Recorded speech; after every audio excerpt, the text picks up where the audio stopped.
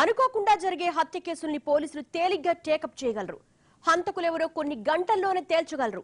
అదే pre planned గా murder జరిగితే ఆ కేసు డీల్ చేయడం చాలా కష్టం. అలాంటి అరుదైన కేసు ఒకటి తెలుగు రాష్ట్రాల్లో సంచలనం సృష్టించింది. 2 నెలల పాటు ఒక్క క్లూ కూడా దొరకపోవడంతో పోలీసుల పనితీరుపై విమర్శలు వచ్చాయి. చివరకు మిస్టరీ వీడింది. హంతకులెవరో తెలిసింది. కడప జిల్లాలో దారుణ పరిస్థితుల్లో ప్రాణాలు విడిచిన తల్లి కొడుకుల విషాద గాథే ఇవాల్టి క్రైమ్ ఫ్యాక్టర్.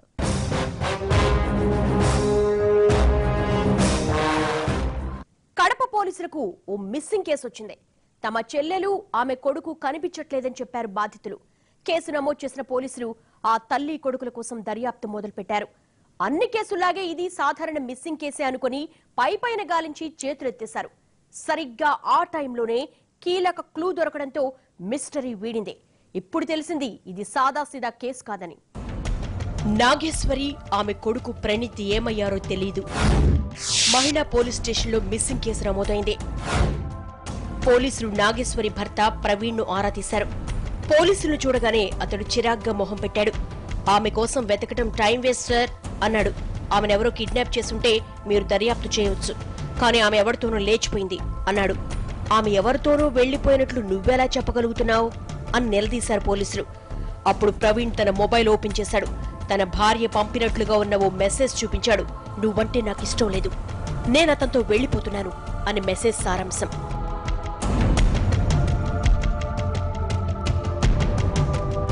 ఇలాంటిదేదో జరుగుతుందని నేనెప్పుడూ అనుకున్నాను, ఇప్పుడు జరిగింది అన్నాడు ప్రవీణ్. ఆ మెసేజ్ చూసిన పోలీసులు ఇదేదో వివాహేతర సంబంధం అనుకున్నారు. అందుకే నాగేశ్వరి భర్త తన భార్యపై కోపంగా ఉన్నాడని, పోతే పోని అనుకుంటున్నాడని భావించాడు. అయినా సరే ఆమె కుటుంబ సభ్యులు కంప్లైంట్ ఇచ్చారు కాబట్టి కేసు దర్యాప్తు కొనసాగించారు.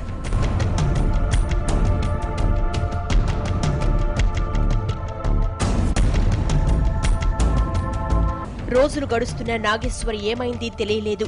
ఆమె కుటుంబ సభ్యులు పోలీసుల చుట్టూ తిరుగుతూనే ఉన్నారు.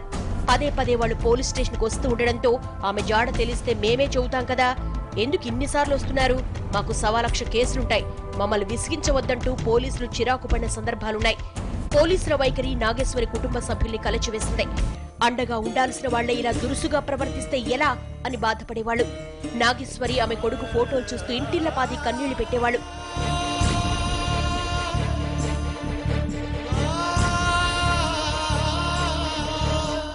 రెండు నెలలు గడిచాయి. రిమ్స్ దగ్గరలోని అటవీ ప్రాంతంలో కలకలం రేగింది. పోలీసులు మంది మార్బలంతో అక్కడికి వెళ్లారు. అక్కడి కంటి ఆసుపత్రి వెనక తవ్వకాలు జరిపారు.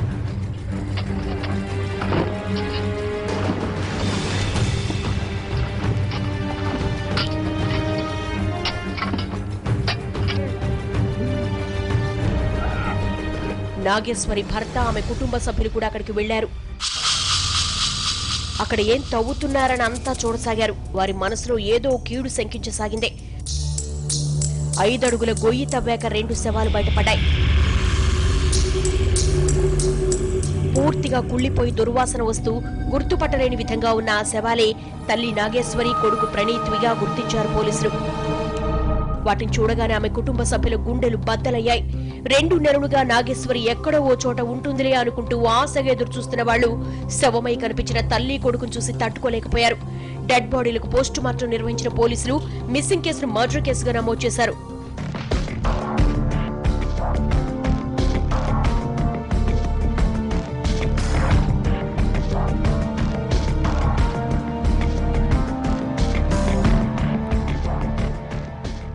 తల్లి కొడుకుల్ని అటవీ ప్రాంతంలో పూడ్చిపెట్టినట్లు పోలీసులకు ఎలా తెలిసింది? నాగేశ్వరి ఆమె కొడుకును చంపింది ఎవరు? ఈ విషయాలు తెలియాలంటే ఆమె జీవితంలో ఏం జరిగిందో తెలియాలి. ఈ కేసును ఆ కోణంలో ఓసారి చూద్దాం. కడప మూసాపేటకు చెందిన నాగేశ్వరి ఓ రిటైర్డ్ హెడ్ కానిస్టేబుల్ కూతురు. MA BEd చేసింది. మరియపురానికి చెందిన ప్రవీణ్ తో 2003లో ఆమెకు పెళ్లయింది. కట్న కానుకల కింద 2 లక్షల నగదు, 10 తులాల బంగారం ఇచ్చి ఘనంగా పెళ్లి చేశారు. Praveen private security agency నిర్వహిస్తున్నాడు.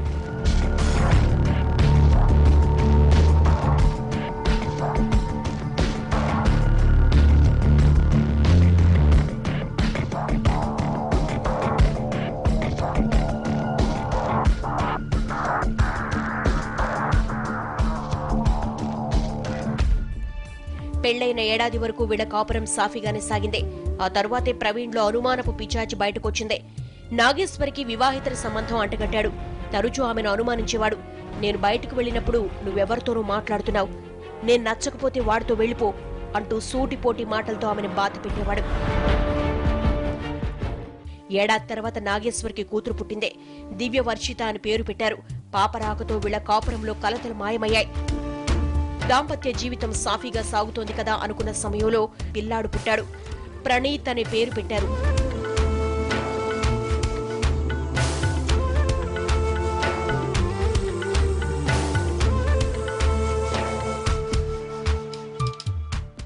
అయితే పిల్లాడు పుట్టిన తర్వాత ప్రవీణ్లో మళ్లీ అనుమానం మొదలైంది.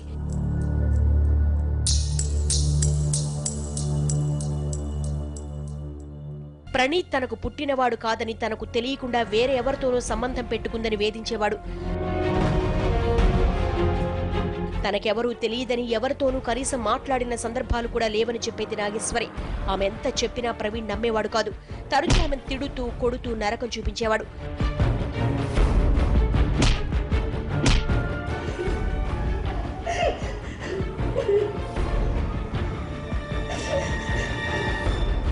రెండు వైపుల వాళ్లు స్థానిక పోలీస్ స్టేషన్లో పంచాయతీ పెట్టి సర్ది చెప్పినా అతనిలో మార్పు రాలేదు. అనుమానపు భర్తను ఏ ఇల్లాలు మాత్రం ఎంతకాలం భరిస్తుంది? నాగేశ్వరికి ఓపిక నశించింది. ఏళ్ల తరబడి మానసిక క్షోభ అనుభవించిన ఆమె భర్తను వదిలేసి కొడుకుని వెంటబెట్టుకుని తన పుట్టింటికి వెళ్లిపోయింది.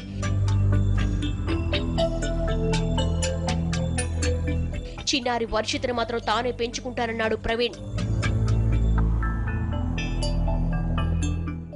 నాగేశ్వరి వెళ్లిపోయిన తర్వాత ప్రవీణ్ ఏం చేశాడు? ఆ వివరాలు. ప్రవీణ్ కు తన కూతురంటే ప్రాణం. అందుకే వర్షితను తన దగ్గరే ఉంచుకున్నాడు. కొడుకుపై మొదటి నుంచి అనుమానంతోనే ఉన్న అతడు పిల్లాణ్ణి నాగేశ్వరికి వదిలేశాడు. ఈ ఎడబాటు కాలంలోనే ప్రవీణ్ కు సంబంధించి ఓ రహస్యం బట్టబయలైంది. అది వారి కాపురాన్ని అల్లకల్లోలం చేసింది. నాగేశ్వరిని తరచూ అనుమానిస్తూ చితకబాదే ప్రవీణ్ నిజ స్వరూపం ఆమె పుట్టింటికి వెళ్లిన తర్వాత బయటపడింది. పెళ్లి తర్వాత ప్రవీణ్ మరో యువతితో వివాహితర సంబంధం పెట్టుకున్నాడు. ఈ విషయం భార్యకు తెలియకుండా జాగ్రత్త పడ్డాడు. ఇంట్లో భార్య లేకపోవడంతో ఆ యువతికి మరింత దగ్గరయ్యాడు. తరచూ ఆమె ఇంటికి వెళుతూ తన ఆస్తి మొత్తం ఆమెకి రాసిస్తాననేవాడు.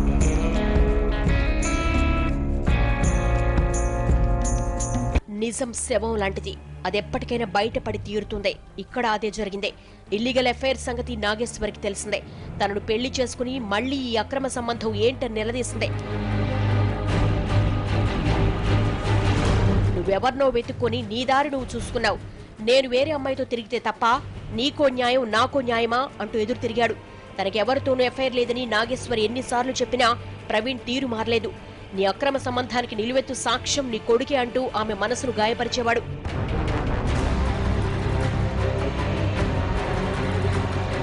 వీళ్ళిద్దరి కాపురంలో చిచ్చు పెట్టిన యువతి మాత్రం తెర వెనక డ్రామా నడిపించేది. తన అందచందాలతో ప్రవీణ్ బుట్టలో వేసుకున్నామే అతన్ని పూర్తిగా తన కంట్రోల్లో పెట్టుకునేది. నాగేశ్వరికి ప్రవీణ్ విడాకులు ఇవ్వకపోయినా ఎలాంటి అభ్యంతరాలు చెప్పలేదు. ఎప్పుడూ అతని తన చెప్పు చేతల్లో ఉంచుకునేది. తియ్యటి మాటలతో మత్తెక్కిచ్చేది. అందుకే ప్రవీణ్ తన భార్యను కంట్లో నలుసురా ప్రియురాలు హృదయ దేవతలా ఫీల్ అయ్యేవాడు. భార్యతో విడిపోయిన 3 ఏళ్ల తర్వాత ప్రవీణ్ ఓ రోజు నాగేశ్వరి పుట్టింటికి వెళ్లాడు. ఎలా ఉన్నావు అని అడిగాడు. ఎప్పుడూ లేనిది భర్త తన దగ్గరకు వచ్చేసరికి ఎంతో ఆనందపడింది. ఆమెను ఆప్యాయంగా దగ్గరకు తీసుకున్న ప్రవీణ్, ఇన్నేళ్లలో ఎప్పుడూ నేను గుర్తుకు రాలేదా అని అడిగాడు. ఆమె నోటి వెంట మాట రాలేదు. ఇక ఎప్పటికీ నీతోనే ఉంటాను, నిన్ను వదిలిపెట్టే ప్రసక్తే లేదంటూ ప్రేమాభిమానాలు చూపించాడు ప్రవీణ్. తన భర్తలో వచ్చిన ఈ మార్పుతో నాగేశ్వరి ఎంతో మురిసిపోయింది.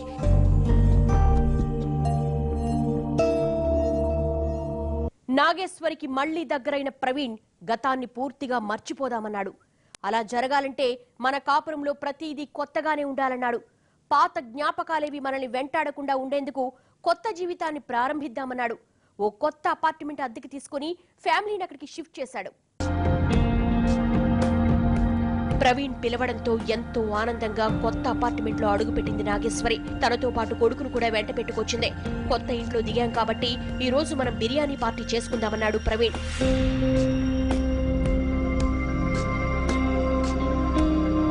బయటికెళ్లి ఓ గంట తర్వాత బిర్యానీ తీసుకొచ్చాడు. ఆ సమయంలో పాప వర్షిత ఇంట్లో లేదు. తాను హోటల్లోనే భోజనం చేసేశానన్న ప్రవీణ్ మీ ఇద్దరూ తినండి అంటూ బిర్యానీ ప్యాకెట్ వాళ్ళకిచ్చాడు. వాళ్ళు బిర్యానీ తింటూ ఉంటే వాళ్ల వైపు ప్రేమగా చూస్తూ ఇకపై మీకు ఏ కష్టమూ రానివ్వరని మాటిచ్చాడు ప్రవీణ్. తల్లి కొడుకు బిర్యానీ తిన్న తర్వాత పని మీద బయటికెళ్లిన ప్రవీణ్ కు నాగేశ్వరి మొబైల్ నుంచి ఓ SMS వచ్చింది. ఏంటని చూడగా, నువ్వంటే నాకిష్టం లేదు, నేనతనితో వెళ్లిపోతున్నాను అని మెసేజ్ సారాంశం. ఆ మెసేజ్ చూడగానే గుండె పగిలినట్లు ఫీల్ అయ్యాడు ప్రవీణ్.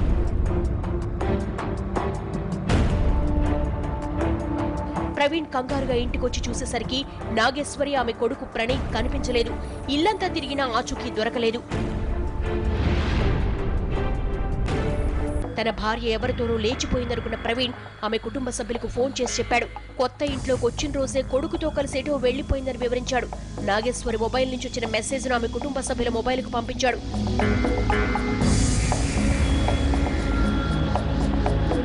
అది చూసిన నాగేశ్వరి కుటుంబ సభ్యులు షాక్ అయ్యారు. అతనెవరు, ఎక్కడికెళ్లింది, తమతో చెప్పకుండా ఏ నిర్ణయమూ తీసుకోదే అనుకున్న కుటుంబ సభ్యులు పోలీసులు ఆశ్రయించారు. అలా తల్లి కొడుకుపై మిస్సింగ్ కేసు నమోదైంది.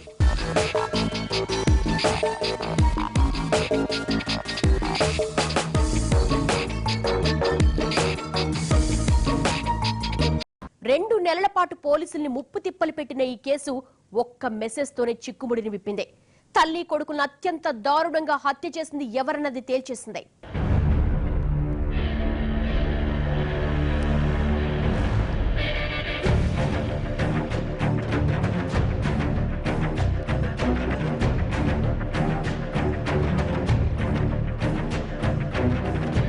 సంచలనం సృష్టించిన ఈ కేసులో 2 నెలల దర్యాప్తు తర్వాత భర్తే హంతకుడని తేల్చారు కడప పోలీసులు. తల్లి కొడుకును హత్య చేసేందుకు పగడ్బందీ ప్లాన్ వేయడం వల్లే ఈ కేసును డీల్ చేయడానికి 2 నెలల టైం తీసుకున్నారు పోలీసులు. ప్రవీణ్ అదుపులోకి తీసుకుని 4 తగిలించగా అసలేం చేసింది గుట్టు విప్పాడు.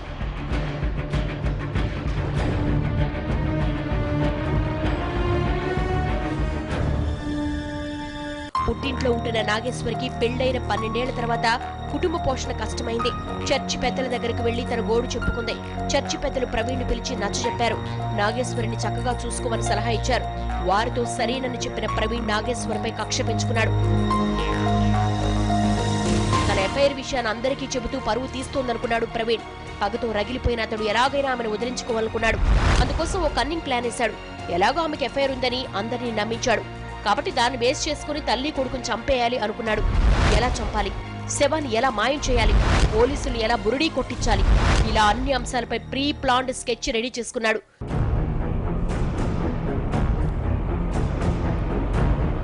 పథకం ప్రకారం రిమ్స్ దగ్గరలోని అటవీ ప్రాంతంలో దిమ్మ నిర్మాణం కోసమంటూ 5 అడుగుల గొయ్యి తీశాడు ప్రవీణ్. తర్వాత ద్వారకా నగర్లోని ఓ అపార్ట్మెంట్ను అద్దెకి తీసుకున్నాడు. ప్లాన్ ప్రకారం నాగేశ్వరిని కలిసి కపట ప్రేమ ఒలకబోశాడు.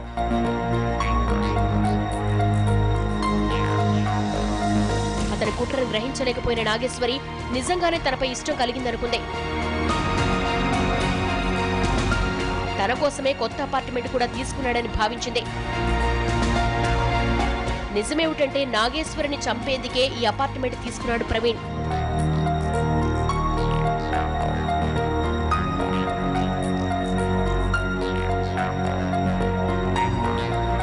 ప్లాన్ ప్రకారం ఆ రోజు బిర్యానీలో విషం కలిపాడు. దాని భార్య కొడుకు పెట్టాడు.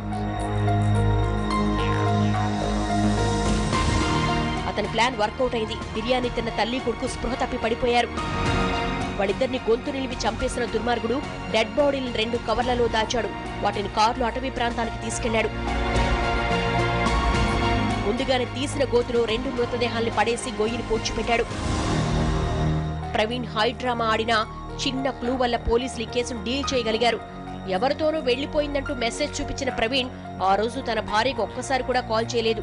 ఇక్కడే పోలీసులకు అతనిపై అనుమానం వచ్చింది. అంత ప్రేమ ఒలకబోస్తున్నవాడు ఆమెను ఎందుకు వెనక్కు పిలవలేదు అన్నదానిపై నిఘా పెట్టారు. ప్రవీణ్ తో పెళ్లి ఇష్టం లేదని పెళ్లైన 12 ఏళ్ల తర్వాత ఎందుకు చెప్పిందన్నది నాగేశ్వరి కుటుంబ సభ్యులు వేసిన ప్రశ్న. ఈ ప్రశ్నకు సమాధానం చెప్పలేక తడబడిన ప్రవీణ్ తను చేసిన దుర్మార్గాన్ని బయటపెట్టాడు. హత్యకు ముందే నాగేశ్వరి మొబైల్ నుంచి తనే ఆ మెసేజ్ క్రియేట్ చేసి తన మొబైల్ కు పంపుకున్నట్లు తెలిపాడు. ఇంత చెప్పినా పోలీసులకు సంతృప్తి కలగలేదు. ఇంకా ఏదో దాస్తున్నాడని భావించారు. నువ్వొక్కడవే ఈ 2 హత్యలు చేశావా, నిజం చెప్పు అంటూ 4 తగిలించారు. తన మేనమామ రాజులు కూడా తనతో చేతులు కలిపినట్లు బయటపెట్టాడు ప్రవీణ్.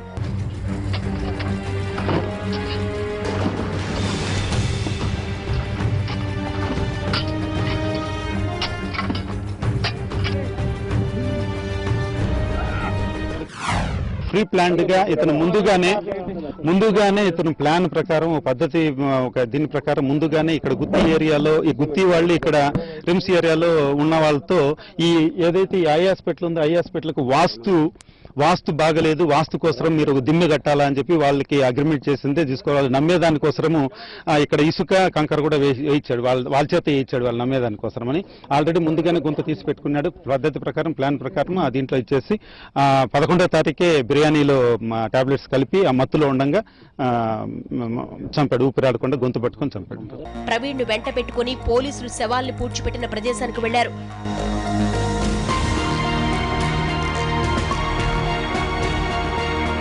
అతను చెప్పిన చోట తవ్వకాలు జరిపారు.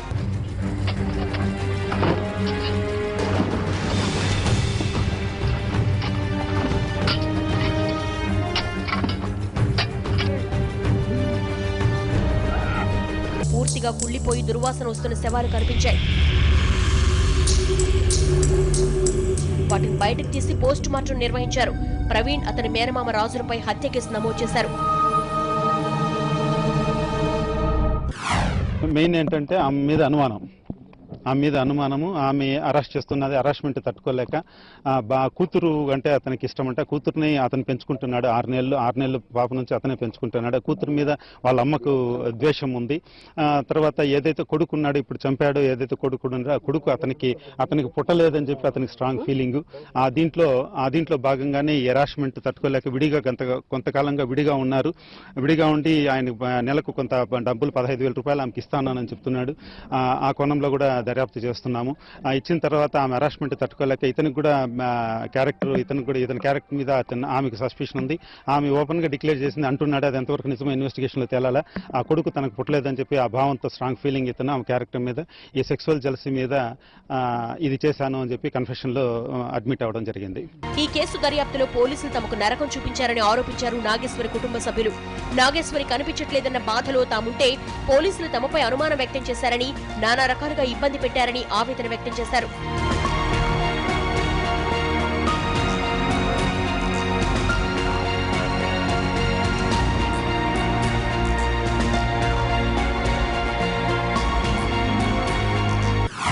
తాలూకా కంప్లైంట్ చేసినాం. వాళ్ళేమో కేసు బాగా చేసినారు. ఆ 3 days వాళ్ళు చేసిన కేసే తర్వాత ఇంకా ఆపైపోయింది. మహిళా పోలీస్ స్టేషన్ పంపించారు. మహిళా పోలీస్ స్టేషన్ లో ఇంకా ఏమీ జరగల. మమ్మల్ని బ్లేమ్ చేస్తూ వచ్చినారు. మీ బావులతో మాట్లాడింది, మీ బావులతో కనెక్షన్ ఉంది, ఇంట్లో వాళ్ళు మేము సెల్లులతో మాట్లాడతాం, మా నెంబర్లు ఉంటాయి, మీ బావులే ఎత్తుకుపోయినారేమో అని మా ఇళ్ళలో సెర్చ్ చేసినారు. మా ఇల్లు, మా అక్కోళ్ళ ఇల్లు, మా బావ వాళ్ళ అత్తోళ్ళ ఇల్లు, వాళ్ళ అమ్మోళ్ళ ఇల్లు, అందరి ఇల్లు, మా ఇళ్ళలో మమ్మల్ని హెరాస్మెంట్ చేసినారు. నాకు కాల్ లిస్ట్ తీసి నన్ను అడిగినారు. నేను మా ఇంట్లో కన్నపల్లె దేవుడా అని ఎంట పడతా అంటే వాడిని కాల్ లిస్ట్ తీయండి, వాడి నెంబర్లు తీయండి, బయటకు వస్తుందంటే మొన్నటి వరకు కూడా మొన్న వేరే టీం పెట్టి సార్ వాళ్ళు చేసేంత వరకు కూడా ఆ కాల్ లిస్ట్ తీల. డిఎస్పీ సార్ని నేను ఎంత బతిమలాడినా, సార్ దాంట్లో క్లూ దొరుకుతుంది సార్ మనం వెతుకుదామని చెప్పి డిఎస్పీ సార్కి వినలా. కొత్త టీం వాళ్ళు తాలూకా వాళ్ళు తీసి అప్పుడు పట్టుకున్నారు వాడిని. అది మేడం చెప్తే చంపేసినారంట సార్. మాకేం తెలుసు, ఇప్పుడు వాడు చెప్తా అంటే కదా మాకు.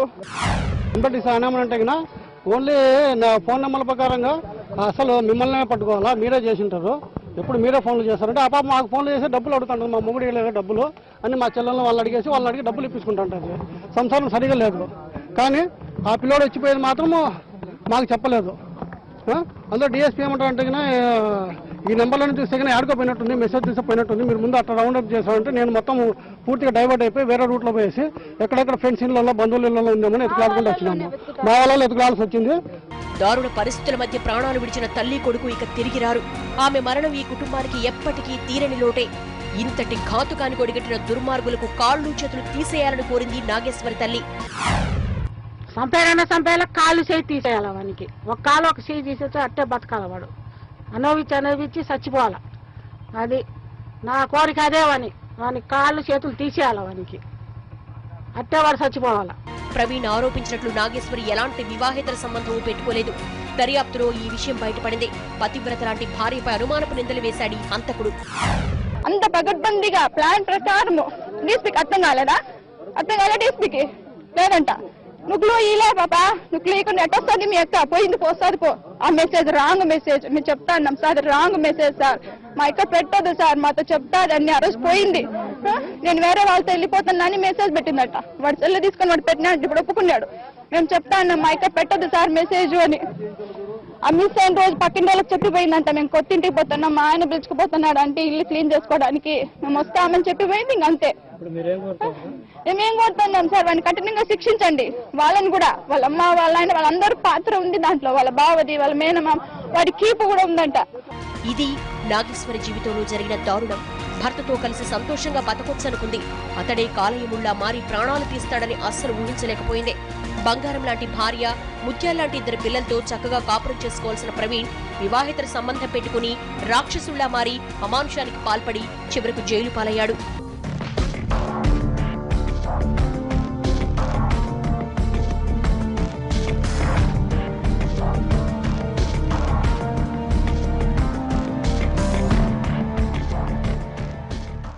సాధారణంగా నేర చరిత్ర ఉన్న వాళ్లే ప్రీ ప్లాన్డ్ గా మర్డర్లు చేస్తారని పోలీసులు చెప్తూ ఉంటారు.